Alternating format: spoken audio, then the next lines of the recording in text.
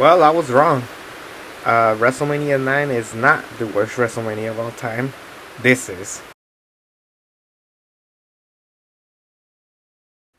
Hello, beautiful people, and if you're wondering why I've been lagging, continuing the WrestleMania review series, because this show took a while to watch. Oh my goodness, this is just bad. I had to pause it so many times just because I was just bored out of my mind.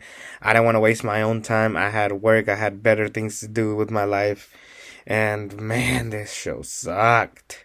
1995 is infamously one of the worst years of professional wrestling history. Thankfully, I wasn't around. I wasn't even born yet, so there's one kudos for that. This place to this this WrestleMania took place in Harvard, Connecticut, and the crowd was pretty dead, and I don't blame them because the show was bad. And yeah, like I said, WCW and WWE were struggling.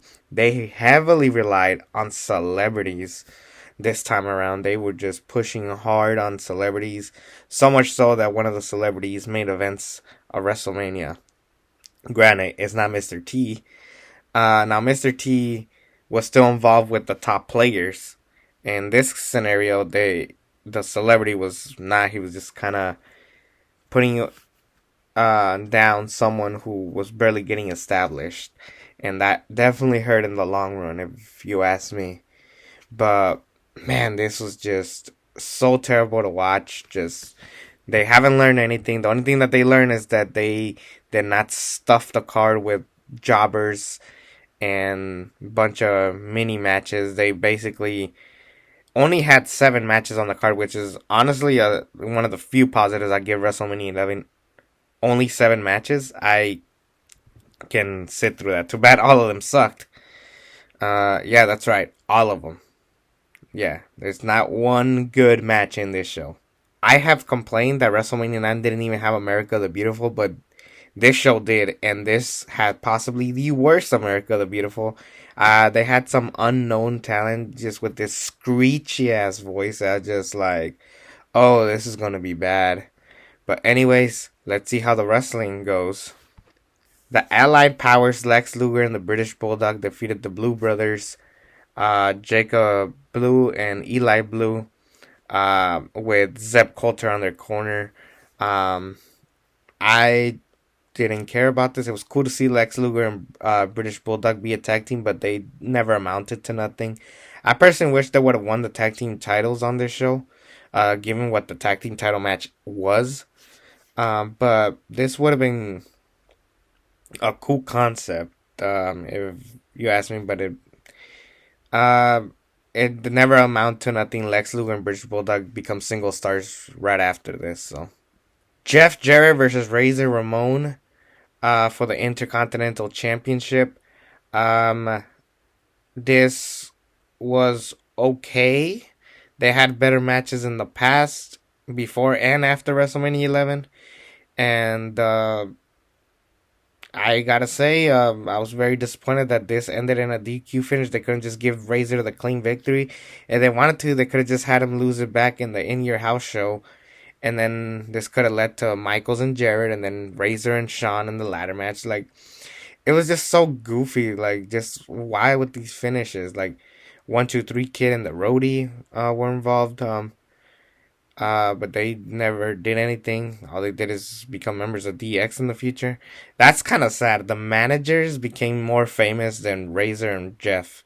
Well, maybe not Razor, because he ended up becoming Scott Hall, from the NWO. And Jeff Jarrett, he tried, but he really didn't amount to nothing until 2000, and so on and so forth when he invented TNA. But the less said about that, the better. Let's just keep moving on. This, like I said, was bad, but we get the first dud of a match. Undertaker beating King Kong Bundy with Larry Young, one of the first celebrities involved in a match, that I remembered. Uh, Man, Undertaker and King Kong Bundy were just very bad on the ring together. They just had no chemistry. King Kong Bundy was never a great talent. And then at this point, Undertaker wasn't proven to show his skills in the ring. He is a phenomenal wrestler, but in the 90s and his early stages of his career, he was boring. Undertaker had really, really boring matches, and he can admit to that. He hated his match with Giant Gonzalez. He hated this match. And the only thing that people remember was Paul Bearer having this giant urn that becomes so goofy, and then Kama ends up burning it, and then becomes a chain. Luckily, Paul Bearer gets a better, more classic urn, not this really goofy plastic one that you can buy at Toys R Us or something like that. Undertaker wins 4-0. Moving on. The Smoking Guns versus Owen Hart and a mystery partner of his choosing. And he had Mr. Fuji and Jim Cornette on his corner. Well, he didn't. His partner did. And it was Yokozuna, who we haven't seen. I believe up to this point we haven't seen him since WrestleMania X. Correct me if I'm wrong on that. I thought that the idea of Owen Hart teaming up with Yokozuna made sense because, he had beef with Bret Hart, but my problem is why didn't he just face Bret Hart on this show? They moved Bret Hart to a match that could have been a classic, but ended up being one of the worst matches of the show. We'll get to Bret Hart in a second. This match had some cool moments. Owen Hart basically carrying most of the match, and then Yokozuna goes for the big finish and squashes both. This is essentially what New Day versus AJ and Almost was, um, like years later. It was fine for what it was, but like I said, nothing to run home about. But then we get on to Bret the Hitman Hart versus Bob Backlund in an I Quit match, and for some reason, Roddy Piper is the special guest referee. No explanation, just cuz. Bret Hart and Bob Backlund, who are two workhorses in the business, they even had a great match at Survivor Series 1994. Not that long before this. Basically, the story was during the Royal Rumble. Bret Hart was like on the cusp of winning the WWF Championship from Diesel, and then Bob Backlund comes, who for some reason is going after Bret Hart, not the guy who took the belt from him, and basically that's how the story goes. And Bret Hart wants a piece of him, even though throughout the show he is feuding with Owen Hart as well. It's really ridiculous. They should have just done Bret and Owen here.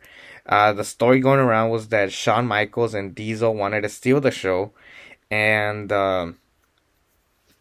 they knew that if Bret and Owen had a great match, then it would have overshadowed Michaels Diesel. That's how much of a prick Shawn Michaels was back then.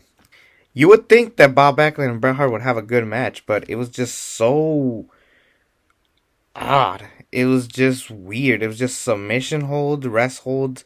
It was really boring, and you would have thought that Bret and Bob Backlund would have had a great match here, and they didn't.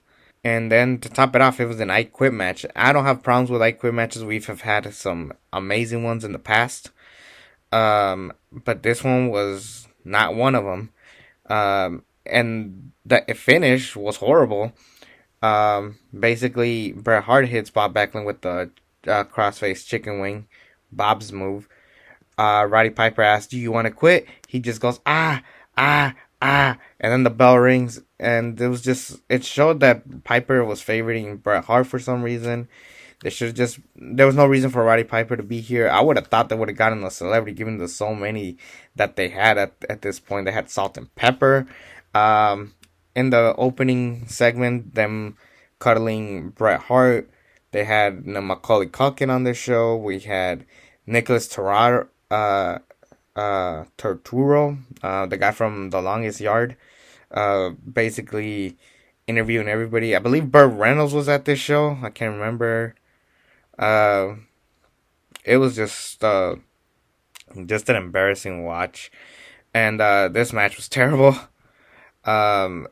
Bret and Bob Backlund, you would have thought they had great matches. This is definitely Bret Hart's second worst match behind Vince McMahon. Yeah, I was very disappointed. 9 minutes too long. Then we get to the WWF Championship. Diesel versus Shawn Michaels. And you would think that up to this point, the Royal Rumble winner would be headlining WrestleMania, right? Well, this is the first time where that stipulation rule didn't matter. But we had Diesel and Shawn Michaels. Now, throughout the night, they've been building up. Where is Pamela Anderson? Pamela Anderson was supposed to show up, and then Shawn Michaels like, yes, don't worry, Pamela Anderson will be in my corner. At the end, Shawn Michaels comes out with Jenny McCarthy, who was very popular on MTV back then. They come out to the ring together. Then Diesel comes out, but then somehow Pamela Anderson gets her own separate entrance with Diesel. They walk together. She holds Diesel's hand while Diesel holds the belt. And then after that, Pamela Anderson and Jenny McCarthy just sit out, and it's weird because now I'm aware that Pamela Anderson was a megastar in the 90s, the hottest thing in the 90s. You would think that she would be involved in the match, not even like a cat fight between Pamela Anderson and Jenny McCarthy. No, they just sit out for most of the show. The whole match is just Pamela Anderson and Jenny McCarthy sitting out, which already took points off because it was like pointless to even bring celebrities if they were just gonna do that. Anyways, we finally have the match, Diesel and Shawn Michaels. This match starts red hot, both of them throwing each other's moves. It was a good enough match for Diesel for his championship run. Is it the match of the night? It is, but not a great match. And then the finish didn't even help it either.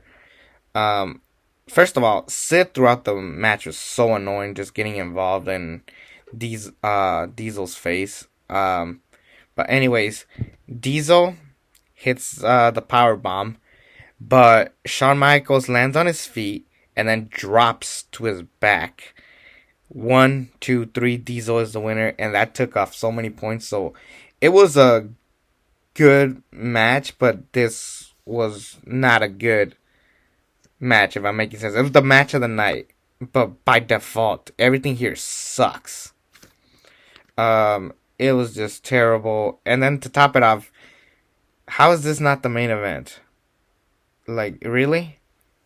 You would think that this would be the main event. Well, it isn't. Guess what is the main event? You guessed it. A celebrity. Because they were so heavily built on celebrity. Now, the story going around was that at the Royal Rumble, Tatanka Bam Bam Bigelow lost a chance to win WWF Tag Team titles to Bob Holly and the 1-2-3 Kid. We had Lawrence Taylor watch from the crowd. Bam Bam Bigelow gets mad, pushes him to the side, and then he gets suspended. Bam Bam calls out Lawrence for a whole for weeks on end. Lawrence finally accepts the challenge, and then the main event of WrestleMania 11 is Bam Bam Bigelow versus Lawrence Taylor. And Lawrence Taylor is not a good wrestler. He is a celebrity. He is a football star. And he basically took this like he was a football player, because all he did it was just clotheslines, hops, and stuff like that. They had like a bunch of people interfere. We had a bunch of football players. We had the $1 Million Corporation at ringside. It was just an embarrassing moment for celebrities. They basically could have used this match to build up Bam Bam Bigelow, and instead they bury him. Super embarrassing. I was very disappointed by this. And yeah, this show is just awful. Even look at the logo. Look at how awful that logo is. They just didn't even bother to care. It looks like even when they showcased this logo the previous year, it basically told you that they were not going to care about this WrestleMania. This show gets an F. If there's anything lower than an F, I would give it to it. It was awful. I never want to see this show again. Please don't make me watch this show again. But we get to move on to WrestleMania 12. Granted, it has one of the longest matches of all time. Let's see if the rest of the show is good. Bye.